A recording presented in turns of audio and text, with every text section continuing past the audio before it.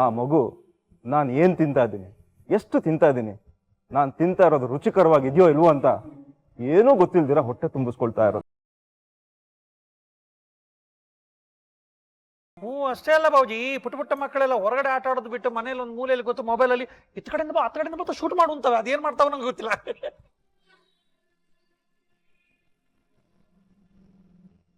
ಹೌದು, ಅವ್ರದ್ದು games, ದೊಡ್ಡವ್ರದ್ದು social media ಚಾಟಿಂಗ್, ಒಬ್ರದ್ದು cinema, ಇನ್ನೊಬ್ರದ್ದು web series, ಯಾರ್ದೋ ಲೋಗು, ಅದನ್ನ ಇನ್ನೊಬ್ರು ಕದ್ ನೋಡೋ ಚಟ, ಅದರಿಂದ ಹುಟ್ಟೋ ಅನುಮಾನ.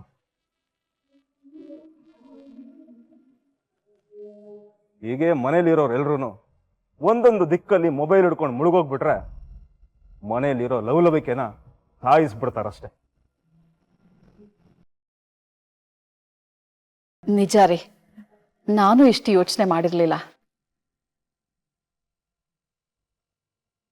ಇವತ್ತಿಂದ ನಾನು ಈ ಮನೇಲಿ ಒಂದು ರೂಲ್ ಮಾಡ್ತಾ ಇದ್ದೀನಿ.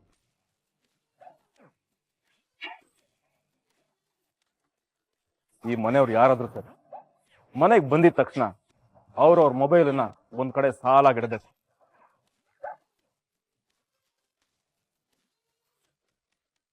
ಅವ್ರಿಗೆ ಯಾವುದೇ ಫೋನ್ ಬರ್ಲಿ ಅಲ್ಲೇ ಬಂದು ಮಾತಾಡ್ಬಿಟ್ಟು ಮತ್ತೆ ವಾಪಸ್ ಅಲ್ಲೇ ಇಟ್ಬಿಟ್ಟು ಹೋಗ್ಬೇಕು. ಮನೆಯಲ್ಲಿ ನಿಮ್ಮ ಜೀವನ ಮನೆಯವ್ರ ಮುಂದೆ ಇರ್ಬೇಕೆ ಹೊರತು ಸಮಾಜದ ಮಧ್ಯೆ ಅಲ್ಲ.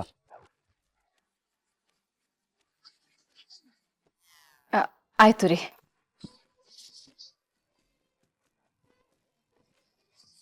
ಎರಡು ದಿವಸದಿಂದ ನಾನು ಮೊಬೈಲ್ ಮುಟ್ತಿರೋ ಕಾರಣ ನಾನು ಎಷ್ಟು ನೆಮ್ಮದಿಯಾಗಿದ್ದೀನಿ ಗೊತ್ತಾ? ಆ ನೆಮ್ಮದಿ ನಿಮ್ಮೆಲ್ರಿಗೂ ಸಿಗಲಿ ಅಂತ.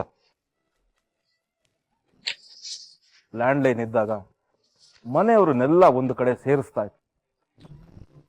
ಅದೇ ಮೊಬೈಲ್ ಬಂದ್ಮೇಲೆ ಎಲ್ರು ಬೇರೆ ಬೇರೆ ಮಾಡ್ಬಿಡ್ತು. ಅದು ಹಾಗಾಗ್ಬಾರ್ದು.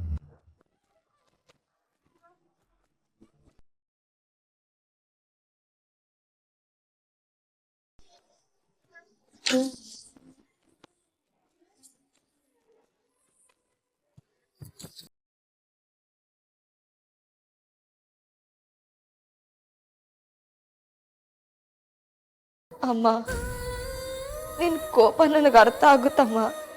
ಅರ್ಥ ಮಾಡ್ಕೋಬೇಕಾಗಿರೋದು ಈ ಕೋಪನಲ್ಲಮ್ಮ. ಅವತ್ತು ಆ ಮಂತ್ರಿ ಮಗ ಕಾಪಿ ಮಾಡ್ದ ಅಂತ ಹೇಳಿ ಅವನ್ ಪೇಪರ್ ಕದಿಯಕ್ ಹೋಗಿದ್ದೆ ನೋಡು, ಆ ಕೋಪನ. ಅವನ ಅಹಂಕಾರನ ಮುರಿತೀನಿ ಅಂತ ಆಟದಲ್ಲಿ ಸೋಲ್ಸಕ್ ನಿಂತಿಯಲ್ಲ, ಆ ಕೋಪನ.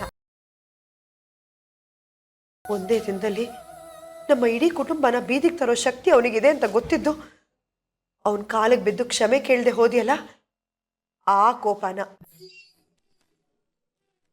ಇದ್ಯಾವ್ದ್ರಲ್ಲಾದ್ರೂ ಒಂದರಲ್ಲಿ ನೀನ್ ಸೋತಿದ್ದಿದ್ರು ಇವತ್ತು ನಿಮ್ಮಪ್ಪನ ಪರಿಸ್ಥಿತಿ ಈ ಸಾವು ಬದುಕಿನ ನಡುವೆ ಹೋರಾಡೋ ಹಾಗಿರ್ತಿರ್ಲಿಲ್ಲ ಕಣೆ. ಅರ್ಥ ಮಾಡ್ಕೋ. ಅಮ್ಮ, ನಮ್ಮ ಮನೆ ಬರ ನಮ್ಮನ್ನ ಕಾಪಾಡುತ್ತಮ್ಮ. ನನ್ನ ಹಣೆ ಬರದಲ್ಲಿ ನನ್ನ ಹಣೆಯಲ್ಲಿ ಕುಂಕುಮನೆ ಇರಲ್ಲ ಅನ್ನಿಸ್ತಾ ಇದೆ ಕಣೆ.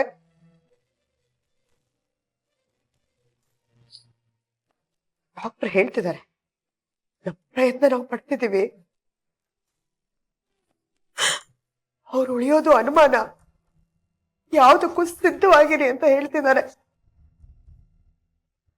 ನಾನೀಗೇನೇ ಮಾಡ್ಲಿ ಗೀತಾ?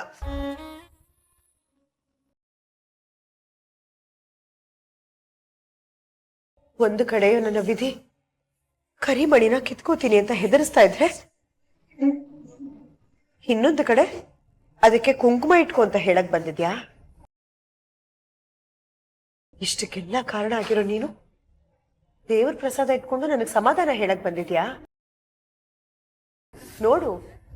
ನೋಡಮ್ಮ,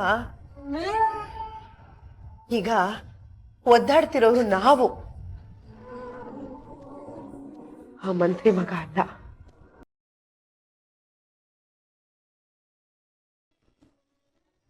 ಹೆಣ್ಣೆತ್ತಿದ್ಯಾ ಅಂತ ದಿನ ಅವ್ರು ನನ್ನ ಚುಚ್ಚಿ ಮಾತಾಡ್ತಿದ್ರು. ಅದನ್ನೆಲ್ಲ ನಾನು ಸಹಿಸ್ಕೊಂಡಿದ್ದೆ.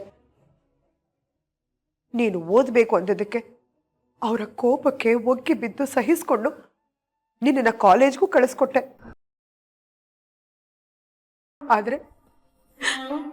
ಆದ್ರೆ ಇವತ್ತು ನನ್ನ ಪರಿಸ್ಥಿತಿ ನೋಡಿ ಎಲ್ಲಿ ಬಂದು ನಿಂತಿದೆ. ನನ್ನ ಗಂಡನ್ನೇ ಈ ಭೂಮಿ ಮೇಲಿಂದ ಕಳಿಸ್ಕೊಡಕ್ ನಿಂತಿದ್ದೀನಲ್ಲೇ ನಾನು.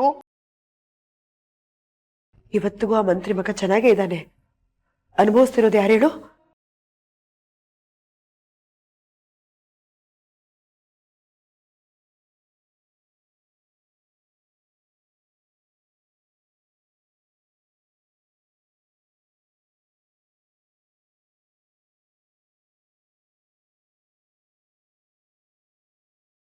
ಹೋಗಿ ಹೋಗಿ ಆ ರಾಕ್ಷಸ ವಿಜಯ್ ಜೊತೆ ಇವೆಲ್ಲ ಯಾಕೆ ಬೇಕಿತ್ತು ನಿನಗೆ? ಅವನ್ನ ಸರಿ ಮಾಡ್ತೀನಿ ಅಂತ ಹೋಗಿ ನಿಮ್ಮಪ್ಪನ ಬಲಿಪೀಠದ ಮೇಲೆ ಇಟ್ಟಿದ್ಯಲ್ಲ, ಈಗ ಆ ವಿಜಯ್ ಬಂದು ನಿಮ್ಮಪ್ಪನ ಸರಿ ಮಾಡ್ತಾನ ಅಥವಾ ಅವ್ರ ಜೀವಕ್ಕೆ ಪ್ರಾಣ ಕೊಡ್ತಾನ?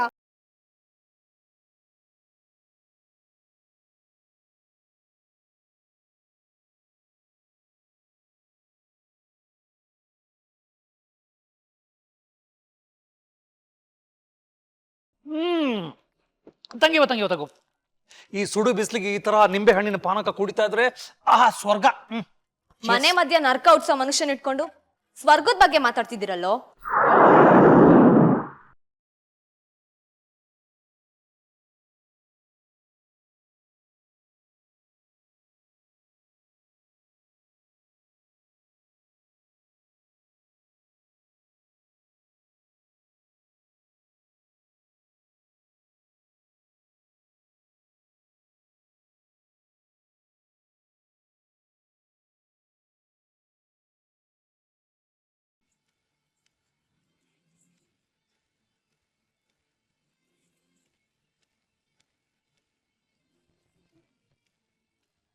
ತಾಯಿ ಅಂತೆ ತಾಯಿ. ಲೇ, ಇಂಥ ಮಗ ಹಾಳಾದ್ರೆ ಇಡೀ ಕುಟುಂಬ ಹಾಳಾಗತ್ತೆ.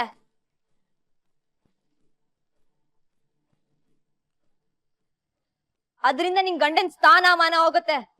ಸೂರ್ಯಪ್ರಕಾಶ್ ಅವರು ಕೆಳಗಡೆ ಬೀಳ್ತಾರೆ.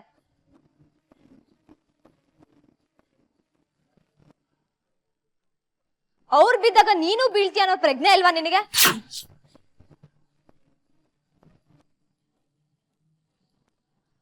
ಅಥವಾ ಬೇಕಂತಾನೆ ಹೀಗ್ ಮಾಡಿ ಅವ್ರನ್ನ ಬೀಳ್ಸೋ ಉದ್ದೇಶ ಇಟ್ಕೊಂಡೆ ಹೀಗ್ ಮಾಡ್ತಿದ್ಯಾ? ನಿನ್ ಸಂಸಾರಕ್ಕೆ ಬೇಕಾದ್ ಮಾಡ್ಕೋ, ನಿನ್ ಕರ್ಮ.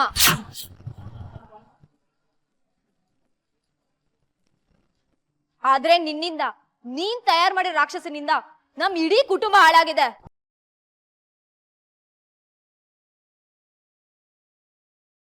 ನಿನ್ ಮಗ ಶೇರ್ ಮಾಡಿರೋ ವಿಡಿಯೋ ನೋಡಿ ನಮ್ಮ ಅಪ್ಪ ವಿಷ ಕುಡ್ದು ಸಾವು ಬದುಕಿನ ಮಧ್ಯೆ ಹೋರಾಡ್ತಿದ್ದಾರೆ. ಅಮ್ಮ ಏನು ತಿಂದೆ ಗೋಳಾಡ್ತಿದ್ದಾಳೆ. ಅಪ್ಪ ಏನಾದ್ರೂ ಪ್ರಾಣ ಬಿಟ್ರೆ ನಾನು ಇರಲ್ಲ ಅಂತ ಗೋಳಾಡ್ತಿದ್ದಾಳೆ.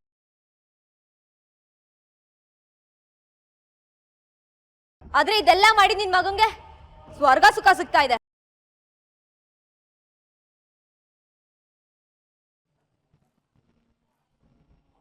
ಹೇಳಿದ್ ಕೊಡ್ತಿದ್ಯ ಅಂತ ಮಗ ಮೆರೀತಿದ್ದಾನೆ.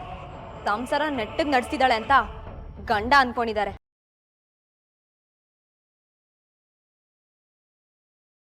ಇದ್ರ ಮಧ್ಯೆ ವಿಷ ಅರಿತಿರೋಳ್ ನೀನು, ನಿನ್ನಿಂದ ಹಾಳಾಗ್ತಿರೋ ಅವನು. ಇವನಿಂದ ಸಮಾಜ, ಇದರಿಂದ ನೀನ್ ಸಾಧಿಸೋದೇನು?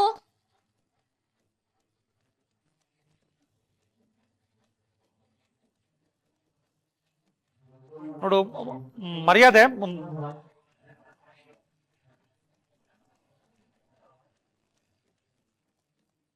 ಮರ್ಯಾದೆ ಯಾರ್ಗೆ? ಇವಳಿಗೆ. ಇವಳಗ್ ಮರ್ಯಾದೆ ಕೊಟ್ರೆ ನನಗ್ ಮರ್ಯಾದೆ ಇಲ್ಲ. ಇಷ್ಟಕ್ಕೂ ಅಡ್ಡಾರಿಲ್ ಹೋಗೋರ್ಗೆ ಬುದ್ಧಿ ಹೇಳ್ಬೋದು, ಆದ್ರೆ ತಾನೇ ಅಡ್ಡಾರಿಲ್ ಕೂತಿದ್ರೆ ಬುದ್ಧಿ ಹೇಳಕ್ ಆಗತ್ತಾ?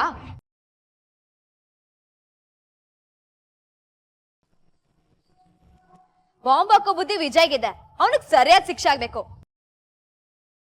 ಈ ಜೀವಂತ ಬಾಂಬ್ನ ತಯಾರು ಮಾಡಿರೋಳ್ಗೆ ಇನ್ಯಾವ ಶಿಕ್ಷೆ ಕೊಡ್ಬೇಕು?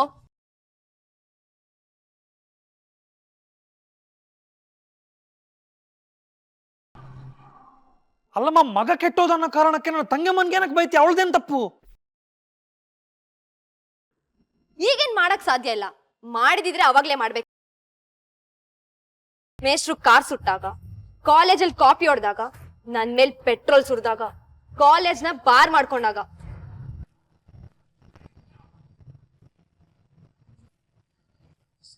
ರಿಪೇರಿಗೆ ಜಾಗ ಸಿಗ್ತಾ ಹೋಗುತ್ತೆ. ಆದ್ರೆ ರಿಪೇರಿ ಮಾಡೋನ್ಗೆ ಬುದ್ಧಿ ಇಲ್ದಾಗ್ಲೆ ಇವನಂತ ನೀಚ್ನಿಂದ ನಮ್ಮಂತ ಫ್ಯಾಮಿಲಿಗಳ ಹಾಳಾಗೋದು. ಗೀತಾ, ನೀನು ಹೇಳಿದ್ದು ನನ್ಗೆ ಅರ್ಥ ಆಯ್ತು.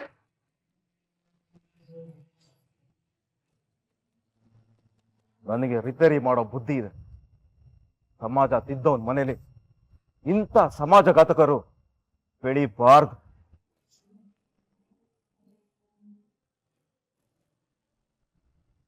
ಈಗಲೇ ಪೊಲೀಸಿಗೆ ಫೋನ್ ಮಾಡಿಸಿ ಇವನನ್ನ ಒಳಗಡೆ ಹಾಕಿಸ್ತೀನಿ. ಇವನಿಗೆ ಶಿಕ್ಷೆ ಕೊಡಿಸ್ತೀನಿ. ಇಂಥವ್ರು ಬದುಕಿರ್ಬಾರ್ದು. ಇವನನ್ನ ಸರ್,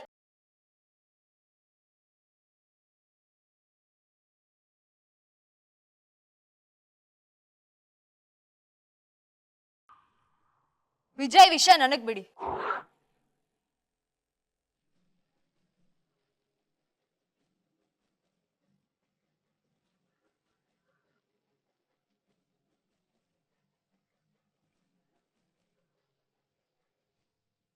ಇವನಿಗೆ ಯಾವ ಶಿಕ್ಷೆ ಕೊಡ್ಬೇಕೋ ನಾನ್ ಕೊಡ್ತೀನಿ.